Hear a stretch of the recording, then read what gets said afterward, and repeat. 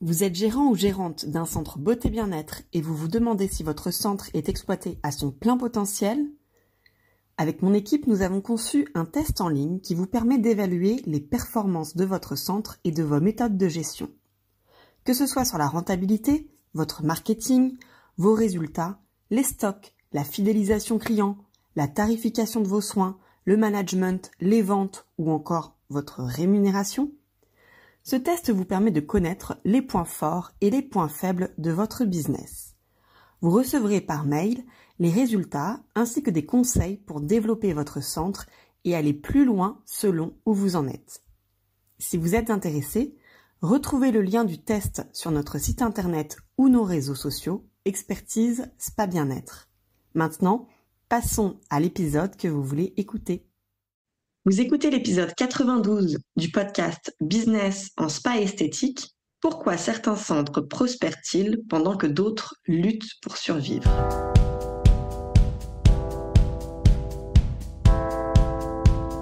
Bienvenue sur Business en spa esthétique, le premier podcast du secteur du spa et de l'esthétique en France. Je suis Tiffaine Modeste, la créatrice et directrice d'Expertise Spa Bien-être, et avec mon équipe, nous accompagnons les professionnels du spa et de l'esthétique qui veulent réussir. À chaque épisode de ce podcast, je vous propose de découvrir les meilleures astuces que j'ai mises en place au cours de ma carrière et qui m'ont permis d'atteindre le 1 million d'euros de chiffre d'affaires, les outils que je partage avec nos clientes et leurs histoires de réussite, et les témoignages des grands acteurs de notre secteur.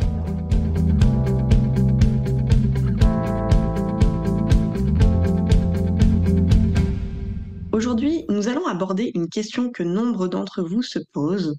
Pourquoi certains spas ou centres beauté prospèrent-ils alors que d'autres peinent à joindre les deux bouts? Nous allons décortiquer ensemble les facteurs clés qui font la différence entre un centre qui cartonne et un autre qui stagne. Le premier point, et pas des moindres, c'est l'expérience client. Les centres qui réussissent ont compris que chaque point de contact avec leurs clients est une opportunité de créer un lien unique. Souvenez-vous peut-être de cette fois où vous avez été client quelque part, vous avez quitté peut-être un établissement, un commerce ou un service et vous vous êtes dit « Waouh, c'était génial et je reviendrai ». Ce sentiment, c'est l'objectif que vous devriez avoir pour chacun de vos clients. À mon sens, c'est un sentiment qui est encore trop rare, malgré la multitude de contacts, on va dire, commerciaux que nous avons dans notre vie. Donc, soyez de ces personnes qui déclenchent ces waouh. Selon moi, les centres qui cartonnent placent leurs clients au cœur de leurs préoccupations. Ils offrent un accueil chaleureux et personnalisé, mais pas que dans les mots. Ils vont jusqu'à se souvenir des préférences de chacun de leurs clients.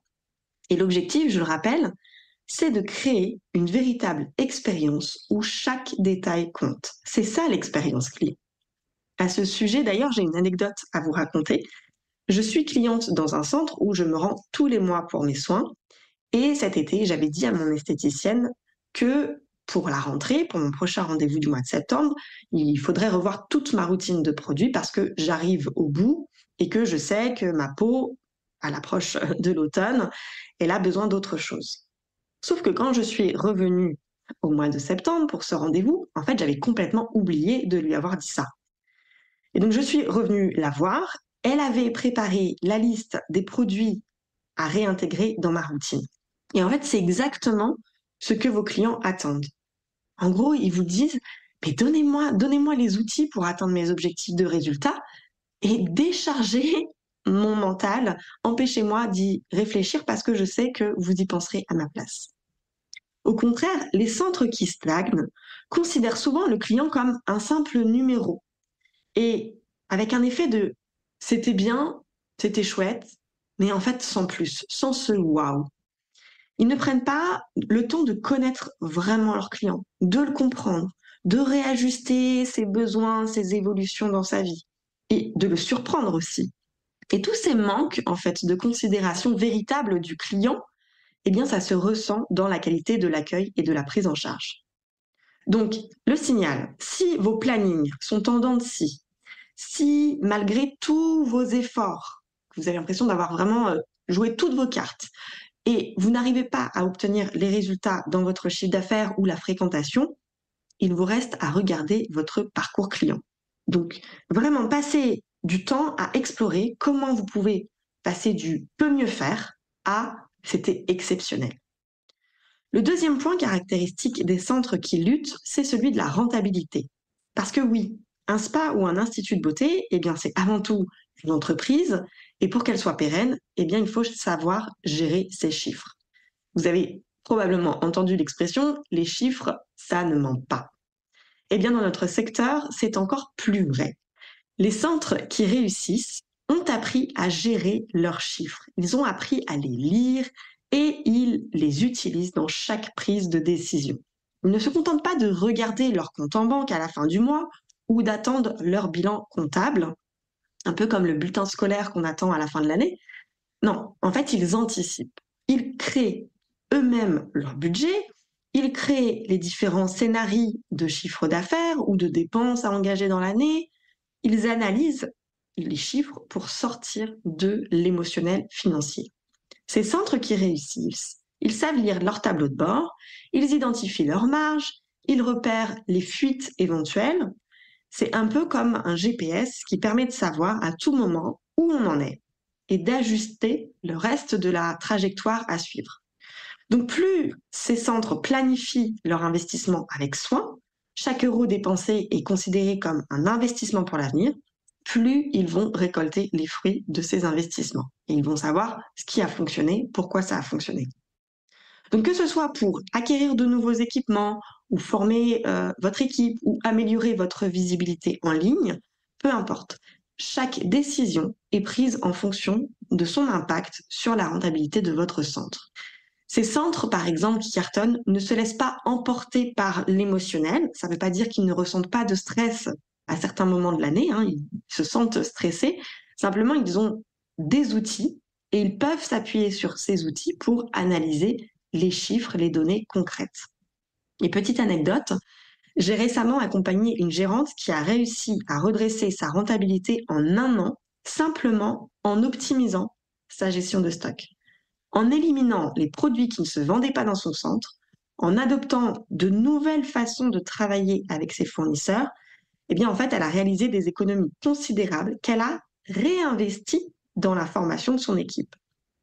À l'inverse, les centres qui luttent pour survivre, eh bien, ils ont souvent tendance à négliger leur gestion financière. Ils attendent d'être au bord du gouffre ou d'attendre la sonnette d'alarme de leur comptable ou de leur banque pour prendre des mesures. Or, une bonne gestion financière nécessite une attention constante. Alors, je vous pose la question, à quel point vous sentez-vous à l'aise avec vos chiffres? Le troisième point de rupture des centres qui luttent, c'est le marketing. C'est devenu le nerf de la guerre dans notre secteur. Aujourd'hui, un centre ou une entreprise d'ailleurs quelle qu'elle soit, qui n'est pas présent sur le digital, qui ne met pas en place des stratégies marketing pour se faire connaître au niveau local, c'est un centre qui est voué à disparaître. Les centres qui réussissent, ils ont une stratégie marketing claire sur les 3 axes de la communication. Le digital, certes, mais aussi la communication interne autour de leurs fichiers clients et la communication externe avec du networking et de la notoriété locale. Ces centres savent exactement à qui ils parlent, sur quel sujet de préoccupation et par quels canaux. En clair, ils connaissent leur cible sur le bout des doigts. Et résultat, eh bien, ils ont une communauté en ligne qui est plutôt engagée, qui est alignée avec leurs valeurs et des clients qui sont vraiment fans de leur univers. À l'inverse, les centres qui luttent négligent souvent la puissance du marketing. Ils pensent à tort que cela représente un coût inutile ou bien je ne peux pas me le permettre, il n'y a pas de budget à y accorder. Comme le centre est bien souvent en difficulté financière, eh bien voilà, c'est logique, on coupe les budgets et celui du marketing passe également à la trappe. Alors, attention, je ne vous dis pas d'investir des milliers d'euros dans du marketing nécessairement, mais de prendre soin de ça, de calculer vos budgets et d'accorder une petite partie financière à vos actions marketing. Parce qu'investir dans le marketing, c'est investir dans l'avenir de son entreprise. Alors, quelles sont pour vous les actions marketing que vous mettez en place pour attirer de nouveaux clients? Quels sont les moyens que vous avez déjà en votre pouvoir pour vous faire connaître? Le quatrième point, et non des moindres, c'est celui de la formation et du développement des équipes. Parce que une équipe, même si vous avez une seule personne dans votre équipe, une équipe qui réussit, c'est une équipe qui est motivée tous les jours par le manager et qui est très bien formée. Les centres qui réussissent l'ont bien compris.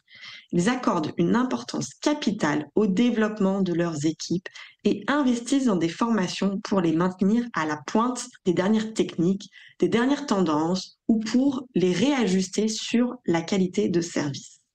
Et cette approche, elle crée un environnement de travail qui est beaucoup plus stimulant, qui favorise la reconnaissance des talents. En déléguant des responsabilités, vous encouragez l'autonomie et l'initiative de votre équipe. À l'inverse, les centres qui ont du mal négligent souvent la formation de leur personnel. Ils pensent que leurs employés savent tout faire comme il faut ou bien que le niveau de leurs employés est suffisant. Ou bien j'entends aussi souvent dire mais en fait, à quoi ça sert de dépenser dans la formation de mon équipe parce qu'il risque de partir dans quelques mois? Alors, j'ai envie de vous dire, c'est un vaste sujet, mais en tous les cas, c'est en ça, à mon sens, que l'accompagnement en management, c'est devenu indispensable pour vous aider à y voir plus clair dans l'état d'esprit des membres de votre équipe et pouvoir, entre guillemets, miser sur les bons chevaux.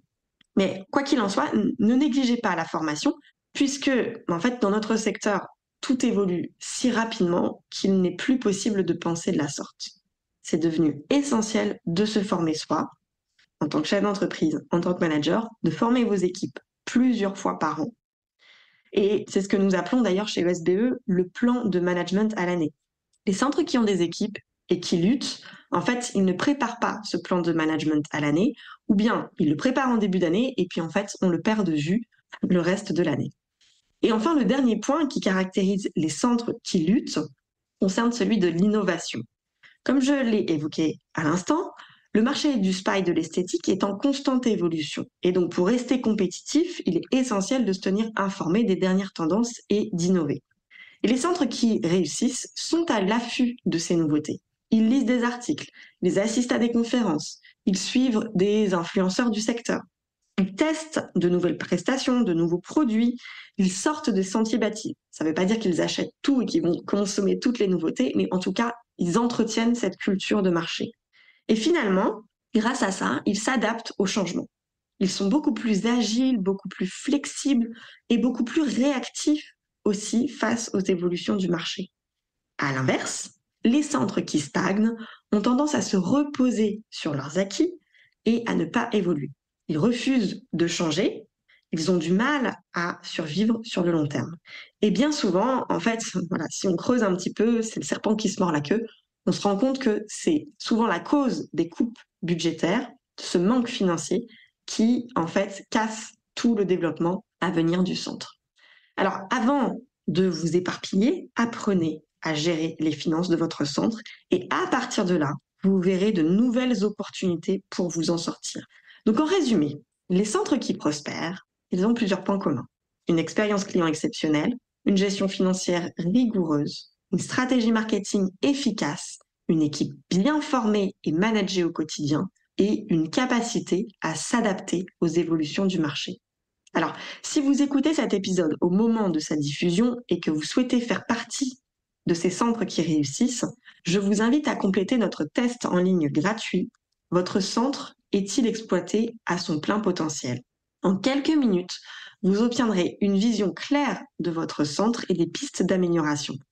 Le lien de ce test est disponible dans la description de cet épisode et également sur notre site internet. En attendant, je vous souhaite une bonne semaine et je vous dis à jeudi prochain pour un nouvel épisode.